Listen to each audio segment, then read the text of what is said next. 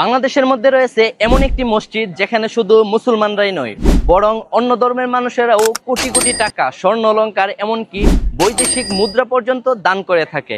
কিন্তু কি এমন রহস্য লুকিয়ে আছে এই মসজিদে? কেন প্রতিদিন হাজার হাজার মানুষ এখানে ছুটে আসে? চলুন আজ এটাই জেনে আসি। আজ থেকে প্রায় ২৫০ বছর পূর্বে কিশোরগঞ্জ শহরের প্রাণকেন্দ্রে নরসুন্দা নদীর তীরে প্রায় ৮.৩ একর জায়গার উপর নির্মাণ হয় এই পাগলা মসজিদ। পাগলা মসজিদ নামটি কিভাবে এসেছে তা নিয়ে রয়েছে নানান ধরনের গল্প।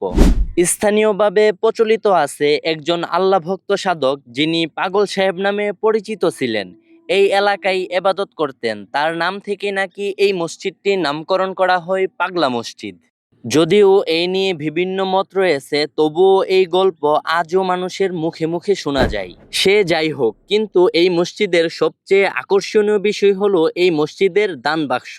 নির্দিষ্ট সময়ের পর যখন দান বাক্স খোলা হয় তখন সেখান থেকে পাওয়া যায় কোটি কোটি টাকা, স্বর্ণ অলংকার, এমনকি বিভিন্ন দেশের বৈদেশিক মুদ্রা।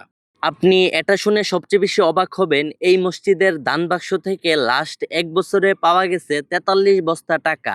এই টাকার সংখ্যা প্রায় ১৫ কোটি। কিন্তু প্রশ্ন হলো, এতগুলো টাকা যায় কোথায়?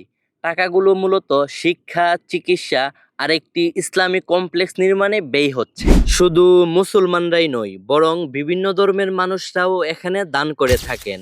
অনেকের বিশ্বাস, আন্তরিকভাবে দোয়া করলে আল্লাহ তাআলা তাদের মনের আশা পূরণ করেন। আর সেই বিশ্বাস থেকে বছরের পর বছর মানুষ এখানে দান করে আসতেছেন। এই মসজিদের মধ্যে দান করার জন্য কিংবা আমাদের মতো এক নজর দেখার জন্য প্রতিদিন এখানে বহু সংখ্যক মানুষ ভিড় করে থাকেন। তাই এই মসজিদের আশেপাশে বিভিন্ন ধরনের ছোট বড় ব্যবসা গড়ে উঠেছে।